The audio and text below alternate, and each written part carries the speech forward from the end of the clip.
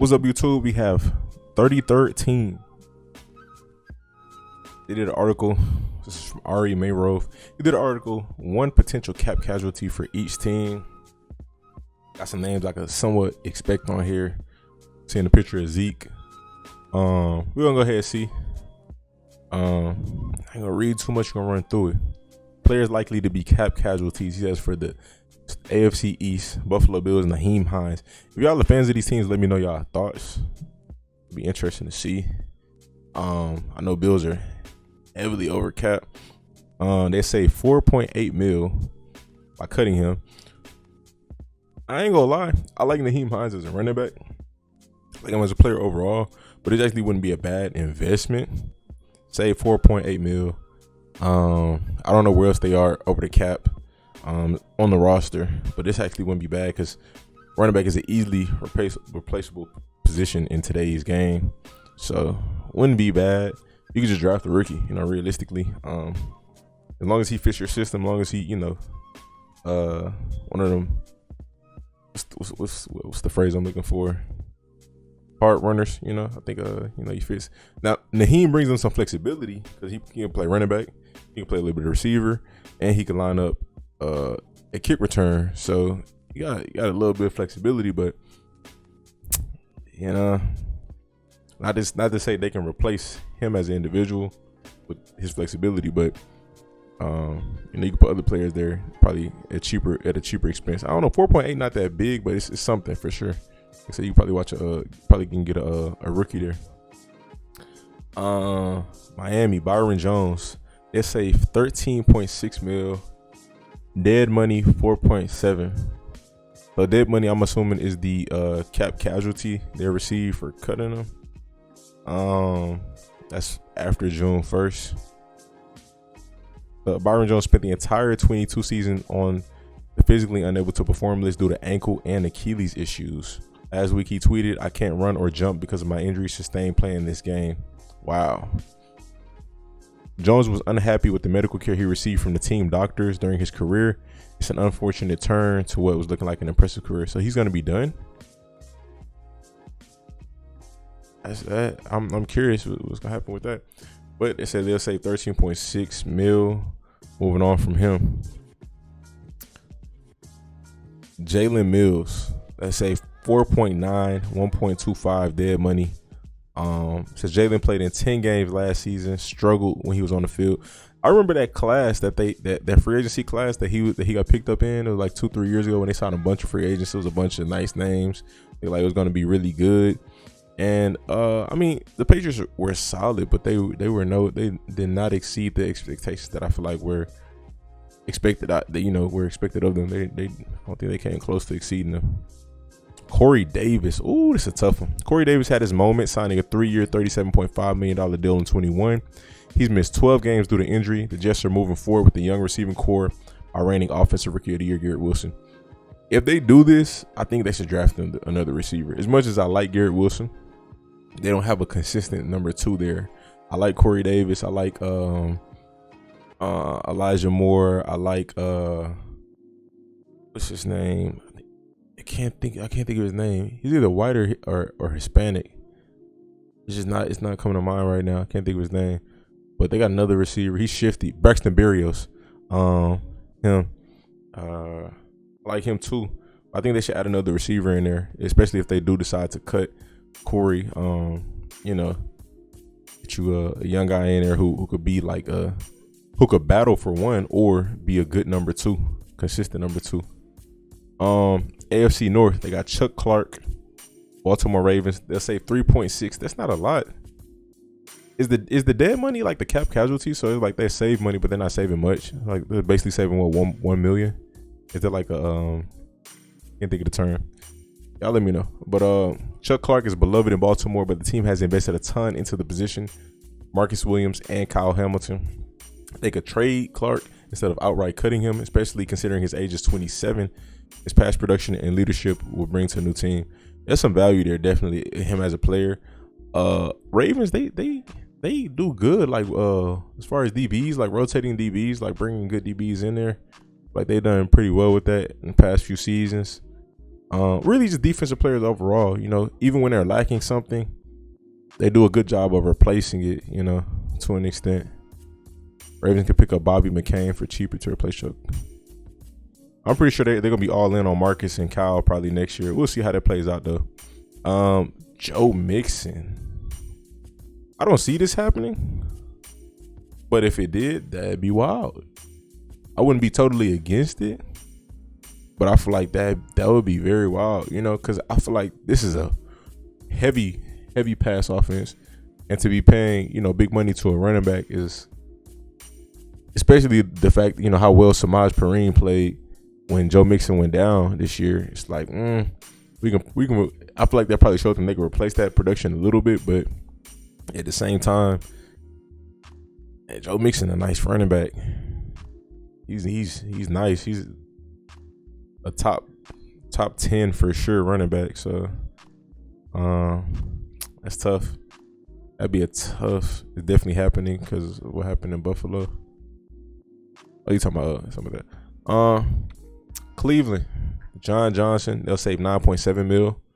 Dead money $3.7 million. Johnson has spent the last 2 years with the Browns after signing a 3-year, $33.75 million deal in 21. The Browns had hoped for more versatility from him, but they never appeared fully satisfied. Aren't they playing 2 other safeties, if I'm not mistaken? They playing Dale Pitt. I could have sworn they picked up another safety too, if I'm not mistaken, another young guy. Johnson is still just 27 years old, but Cleveland is unlikely to keep him at his high cap number. Pittsburgh, William Jackson. I didn't know William Jackson was with them. They'll save $12 million. Wow. He was supposed to be released by Washington last season, but Pittsburgh jumped in before the trade deadline and took a flyer on him. He never played a snap with the Steelers due to back injury. Oh, wow. That's why I forgot about him. He didn't play at all. He never played a snap due to a back injury. Pittsburgh might want to see what it has with him, so getting him back on a cheaper deal is possible. I think that'd be reasonable. Yeah. Try to cut him and then keep him. Try to renegotiate a deal. Eric Murray for the Houston Texans. Murray played a little more than 100 defensive snaps last season after playing 1,699 in 2 years prior. Second round rookie Jalen Petrie leapfrogged him in the starting lineup, totaling 100. Okay, so Petrie is a cornerstone player for the Texans, which could leave Murray as the odd man out. That'd be interesting. I don't know if the Texans, I think they're top 10 in cap space right now. Top 10 or top 5, so we'll see. Cap savings, Matt Ryan, 17.2 they'll save. Dead money, 18 mil. I need to look into that. I'm being lazy right now, but I need to look into that. The Colts traded for Matt Ryan last offseason with the expectation he would be their quarterback for at least 2 seasons. He got benched twice after a rough go at things, throwing just 14 touchdowns, 13 interceptions, and fumbling 15 times. Ryan did some work for CBS during the postseason, so a media career could be in his future. But his time in Indianapolis will likely end after just 1 year. That's tough. I mean, that's very likely to happen. We'll see. When does free agency start? Y'all know? Jacksonville, Shaquille Griffin. He signed a 3-year deal, $40 million contract to join the Jaguars as a free agent in 21. He started 14 games in his season with them. A back injury limited him to just 5 games this past year, and a league-wide expectation is the Jaguars will move on. But they made it to the playoffs, right, without him. So if that's the case, then that's a young team. So it's like they got a little bit more flexibility. I feel like, with some of their players, they can do a little bit more. So we'll see. We'll see what happens with that, but be interesting turnout. Titans Bud Dupree. Dupree has started 17 games in 2 seasons and signing a massive 5-year, $82.5 million contract as a free agent. Sheesh. I guess the Steelers was like, who did the Steelers end up? Alex Highsmith. They replaced him with Alex Highsmith. They was like, nah, we ain't gonna do that. Congrats to Bud for getting his money though. That's 82.5 mil. Almost 100 M's. Health was a big concern when he was a free agent. The general manager took a chance. It didn't work out. General manager Rand Carthon has already moved on from several veterans. That's what John Robinson, AJ Brown was talking about him in the podcast. He's already moved on from several veterans: Taylor Lewan, Zach Cunningham, and Robert Woods. That's crazy to think Taylor Lewan got cut. Why did Lewan get cut? Was he trash? Was he trash this year? I thought he was a nice left tackle. I don't know if he played left or right, but I know he's a tackle. But AFC West, Denver Broncos, Chase Edmonds. I could see that happening. Chase Edmonds struggled to produce for Mike McDaniel in Miami. Was traded mid-season to the Broncos. He struggled to produce, never got into rhythm. With the chance to clear nearly $6 million that is likely coming. Ronald Darby and Graham Glasgow are potential candidates. Lewan just old. Hopefully, Robert Woods go back to the Rams. I'd like to see that. We'll see how that plays out. Chiefs, Frank Clark, they'll save $21 million. That's tough.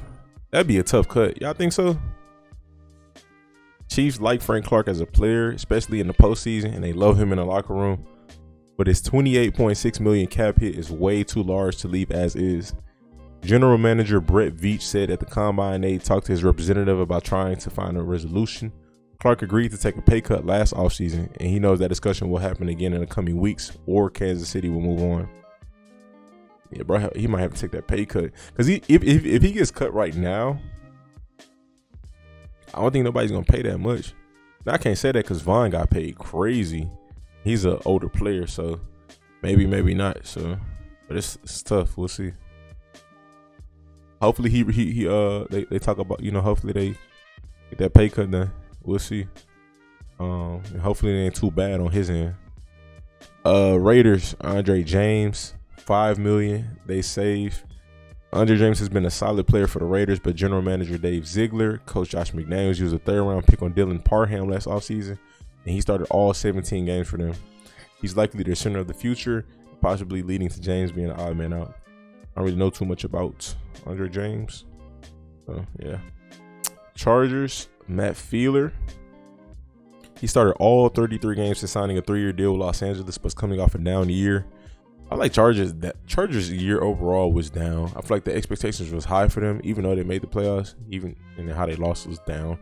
But I mean, like, it was a playoff year, but it was like it didn't feel like, I don't know. It didn't feel like they on to something. It was just like, you feel like y'all should have made the playoffs, but you feel like y'all should have did better as well. Like I feel like, I don't know. I had high expectations for them. That's all. I feel like I just probably had very high expectations for them.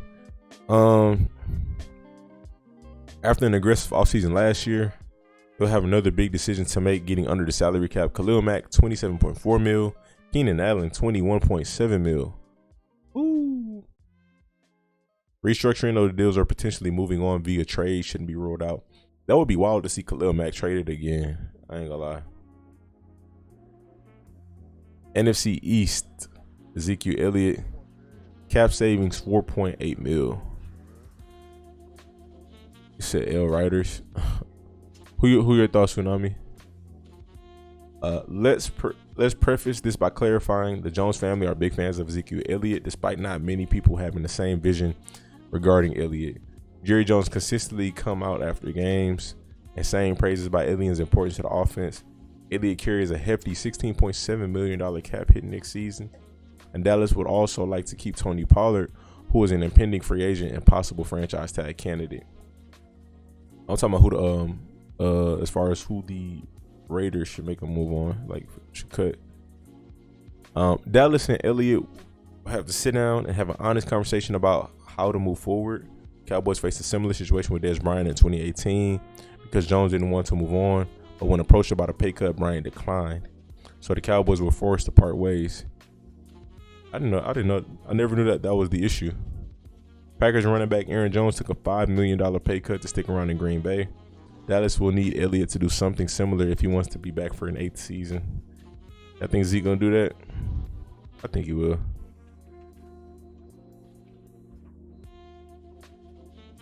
New York, Darnay Holmes. Kenny Golladay was an obvious choice here. They already cut Golladay, or they already said they was gonna do that.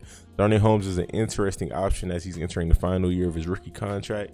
He played in 15 games this past season, but struggled with penalties, flags, getting flagged 9 times, including 6 defensive holdings. The Giants secondary isn't deep, so keeping Holmes for the time being might end up being the way to go. Trey Sermon, the Eagles. He's a backup, so I think that's says the Eagles don't have any obvious cut candidates entering this offseason, but rather they have a bunch of key players set to be free agents. Trey Sermon joined the Eagles after San Francisco let him go. He was active for a couple of games early on. He played just 8 offensive snaps before eventually being a healthy scratch for the rest of the season. Yeah, I think I don't know. Like, Trey's not really a priority for them though. They already got their 2 running backs. I think Miles gonna be a free agent, right? If I'm not mistaken. Washington, J.D. McKissick. Crazy how J.D. was about to sign with the Bills and then stays with Washington just for them to get two running backs who heavily like wiped them out as far as production. I could see this being the thing. He was a nice useful back at the time, but it's like it's not really much of a place for like receiving backs. It's like it is, but it's not, you know. It's just like running back in general, unless you're just like a nice pure like just downhill running back, or you got some shiftiness to you, but you're just like pure running back. I feel like the receiving is a plus, but unless like you're really good at just picking up rushing yards, I feel like receiving backs are looked at as more of a luxury and not a necessity. It depends on the offense and the team, but I definitely feel like it's like a big luxury, because if you got good play calling, you can just call up plays to get your running back, who is a good downhill runner, call plays to get him the ball in space. Miles gone? You think so? Like, you saying he's a free agent, or you saying he's gone? JD got hurt. I ain't gonna lie. I mean, even if he didn't, I didn't know he was hurt. But even if he wasn't, Brian Robinson and Antonio Gibson, a nice young duo, especially with Gibb cleaning up the fumbles, you know. NFC North, Chicago Bears, Cairo Santos, $3 million. Dead money, $1.5 million. Chicago has far and away the most cap space in the league this offseason. There are no glaring cuts to make. Cairo Santos, however, struggled last season, notably missing 5 extra points. Finding a reliable kicker in the NFL is not easy, and Santos has proven over the years that he has what it takes, so this isn't a slam dunk option. Okay. Detroit Lions, guard Alapuolivati Vaitai.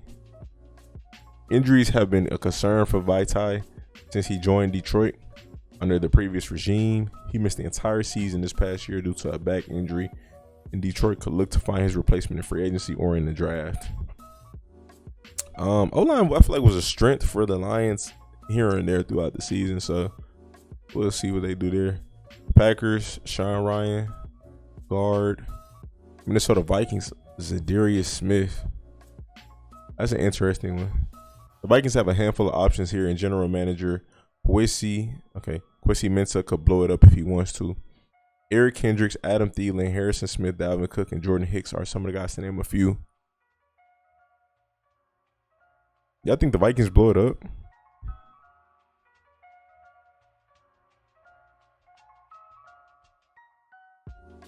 On the surface, Zadarius Smith was signed to a 3-year, $42 million deal last offseason. After a closer look, it was a 1-year, $9.5 million contract and a we'll see type of deal. So I'm assuming it has bonuses in it, a lot of bonuses. He was a star in his first 9 games with 9.5 sacks. The next 8 games were a different story. He was a bit of a non-factor. I don't think they'll blow it up, but they are in a very tough position right now, in my opinion. I think that they're a competitive squad. I don't think there's no reason to blow it up. They just need to draft better. They need to draft better. Figure out some of the contract situations. Sign some free agents here and there. Just add on to what you got. I don't think Vikings need to blow it up. Do see Zadarius leaving. I mean, he wouldn't leave. He had to get cut because signed a 3-year deal. NFC South, Felipe Franks, quarterback / tight end. Okay, he's a backup. Linebacker Damian Wilson played just 204 snaps this past season after signing a 2-year contract. With last season with the expectations of him becoming a starter. And then say there. Jameis Winston. I can see that happening. They because Jameis is not a clear-cut starting quarterback for them. It's better to have one than two. They like keep switching out quarterbacks. It's good to have two if you have no quarterback, but Andy. Well, I mean, I about to say Andy was healthy, but at the same time, I don't know. Could have sworn Taysom Hill started the game, if I'm not mistaken. I could be wrong. I don't know. They got to figure out that situation.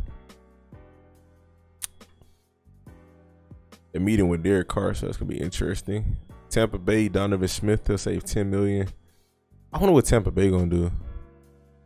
I feel like same thing with them. They don't have to blow it up. They can still be competitive. They just got to add on to what they got. There's an option. They could blow it up, but I don't see them doing it. That we're moving on from him. NFC West, Robbie Anderson. This played out kind of wild. Like I thought he was gonna be a huge threat. He was gonna help take the top off the defense. He's playing with D-Hop, playing with Hollywood, playing with AJ Green. I'm like, okay, he could do something. But didn't play out like that, so tough. He was like literally like, I don't know if it was just how he played or how they treated him, but pretty much like a backup, like straight backup on the Cardinals. Chosen Anderson, I forgot about that. The Rams, inside lineman Brian Allen.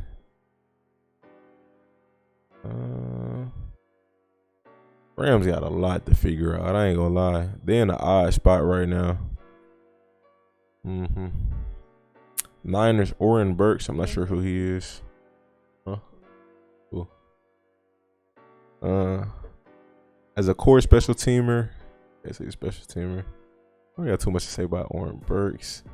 Gabe Jackson, Seattle Seahawks. Jackson, who turns 32 in July, played a career low of snaps last season. Has battled knee injuries. I think they did go younger on the offensive line, so I can see something like that happening. That's it. Cool. All right, we'll wrap that up. Let me know your thoughts in the comment section. Hit the like button. Subscribe. Stay tuned. Stay blessed.